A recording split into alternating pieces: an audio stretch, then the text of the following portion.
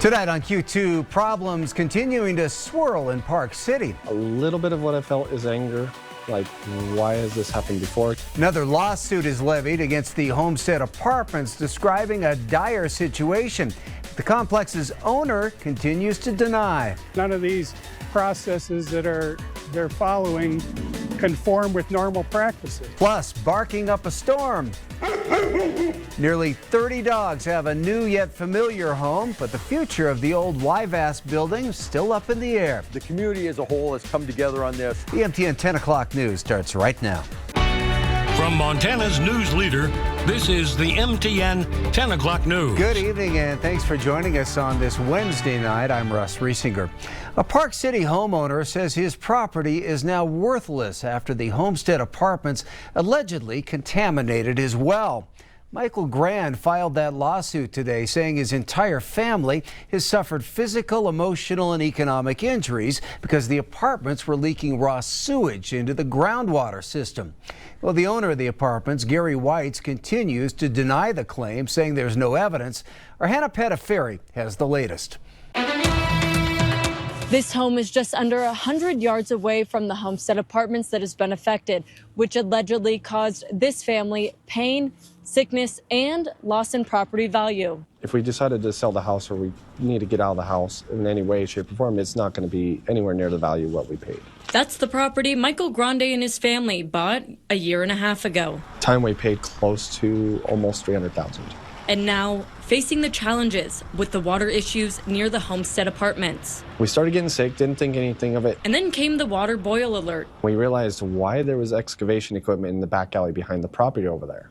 The family forced to use bottled water. We started drinking bottled water only, cooking with only bottled water. Ours were about, each 40 pack, I think we were spending about $4 to $5 a piece. And we bought approximately 6 cases that first week. For the Grande family, it's been frustrating. From debating a reverse osmosis and continuing the use of bottled water. However, this isn't the only lawsuit the Homestead Apartments owner Gary Whites is facing. Just 2 weeks ago, the Park City Sewer and Water Board capped his sewer lines. But Gary says there's no legal standing. They caused all sewer lines to be closed off from the property, which made all units on the property uninhabitable. So that's how they forced a vacation of these units that they'd been seeking through due process in court. Gary continues to stand his ground. And they haven't found any problems other than what they claim was an alleged sewer leak on November 15th, which I dispute as being fresh water. And he believes the county is violating civil rights. I believe they've been violating personal property civil rights and also the civil rights of the tenants there for fair housing. And they've been vacated off the property for no legitimate reason and without any due process. For now, the only thing Gary wants is for his tenants to have a safe place to live.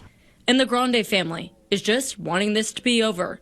In Park City, Hannah Pettiferi, MTN News. Montana's top political cop has rejected an ethics complaint filed by one member of the State Public Service Commission against another.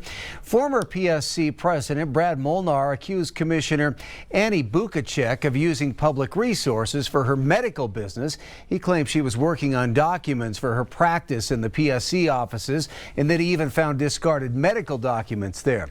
Montana Commissioner of Political Practices Chris Gallus said in his decision that the evidence did not prove that Bukacek was actually doing private work. Bukacek said in a statement to MTN that this decision showed the allegations were unfounded and that Molnar's complaint was workplace retaliation because she complained about his behavior as president. Molnar, who was removed as president in October due to harassment allegations, says he was disappointed by the ruling. For the first time in 3 months, animals are once again being housed at the former Yellowstone Valley Animal Shelter facility. That comes after the facility was shut down in September when an incinerator malfunction sent meth smoke pouring into the building. Despite this short-term solution, questions still persist over the future of the building. Charlie Kleps reports. For months, there was silence.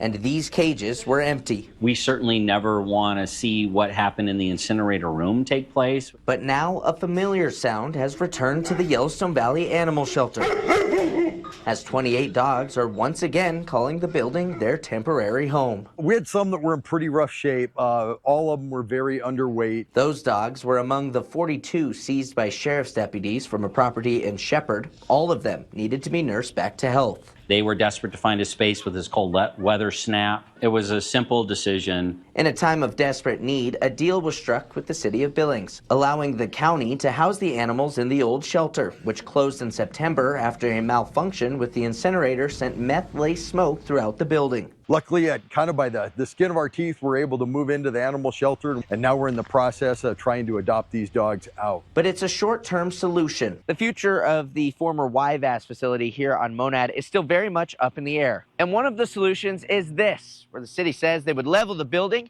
and turn it into a massive parking lot. If the community is going to build a brand new shelter, then it's not needed, it's going to be removed. City Administrator Chris Kukulski says if YVAS decides to build a new facility, this space will likely be taken over by the MetBus facility next door. Whether that'll ultimately happen, those decisions have to be made in the future. A lot depends on what happens with the Montana DEQ. In November, the department notified the city of 3 failures involved in the incinerator incident, all of which could result in tens of thousands of dollars in fines. We're asking for an extension so that we can get a thorough response to, hey, here's the things we've done. Here's what we plan on doing. Part of that plan is to find a different incinerator to burn both confiscated drugs and animal remains. The closest incinerator is owned and operated by Montana Highway Patrol near Laurel, but so far the city hasn't reached an agreement to use it. That, unfortunately, I think is going to take some time. We keep working with the state on that. But on this day, there's an even more immediate need: helping these dogs find a forever home. I can't thank the city enough. In Billings, Charlie Kleps, MTN News.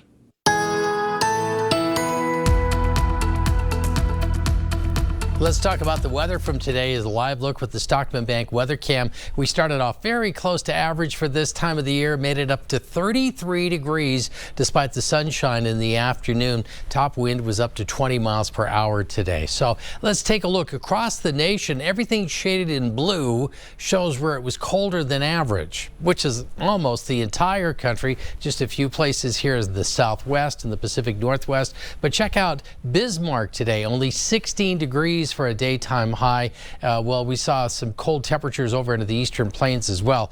Readings mainly into the teens and 20s from Plentywood all the way over towards Williston. We'll see some warming. We'll talk about that in a few minutes. The Secretary of Defense continues to come under scrutiny this week.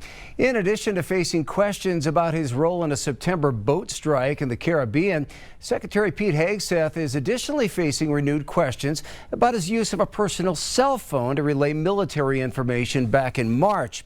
CBS's Erica Brown has more. Sources tell CBS News the Pentagon's Inspector General found Defense Secretary Pete Hegseth put U.S. service members at risk by sharing sensitive details about an active bombing mission in Yemen using Signal, a messaging app, earlier this year. At the time, Hegseth denied sharing any classified information. Nobody's texting war plans. On social media Wednesday evening, Hegseth called the review a total exoneration. The messages were initially published by The Atlantic after journalist Jeffrey Goldberg, the editor-in-chief, was inadvertently included in the group chat. According to sources, the Inspector General found Hegseth violated official Department of Defense policy when he used his personal device to send information labeled secret. Top Democratic lawmakers are calling for Hegseth to step down. It all started with Signalgate, and again, I don't think the Secretary should stay in his position. So like I said when the Signalgate thing started, they hired the wrong guy. I guess Mike Waltz was not the guy that should have been fired. Pete Hegseth should have been fired. The Inspector General's report comes as Secretary Hegseth continues to face scrutiny for his role in the U.S. strikes on an alleged drug boat in the Caribbean in September. The Washington Post reported Hegseth instructed commanders to kill everyone, which Hegseth denies. This week, President Trump reaffirmed his support for Hegseth. Pete said he did not order the death of those two men. While lawmakers from both sides of the aisle probe the legality of the strikes, which critics say could possibly constitute a war crime. Erica Brown, CBS News, the White House. And today, House Democrats released what they say are never-before-seen images from the infamous Epstein Island in the U.S. Virgin Islands. They show one of two private islands owned by convicted sex offender Jeffrey Epstein and were released to increase pressure on the Trump administration to release the full Epstein files. Pictures show the luxury, the ocean views, the pool, the bedrooms. The president has signed a new law to release the Justice Department's full Epstein case files. More fentanyl pills are being taken off the streets of Montana and Wyoming, and it's all thanks to a nationwide DEA initiative called Operation Fentanyl Free America. It was launched back in October, and it's been leading to stiffer penalties and greater enforcement against drug traffickers. The Rocky Mountain Field Division says it's already making a big difference so far. Their efforts have led to some 70 arrests in this region, with 79 grams of fentanyl powder seized from Montana alone and close to 10,000 pills. Despite those numbers, fentanyl remains the #1 killer of Americans between the ages of 18 and 45.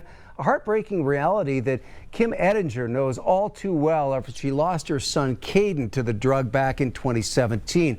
She says her son thought he was taking a completely different drug, and that's one of the most concerning parts. The scariest part about it is they don't know, and I don't think they care. They make the drug, you don't know where it's coming from, you don't know what's in it, you don't know if it's a mixture of 5 different things or if it's carfentanil or fentanyl. You just have no idea. DEA agent Cesar Vila says that is not unusual, as it's common for both carfentanil and fentanyl to be mixed into most any illegal drug and even legal drugs such as marijuana.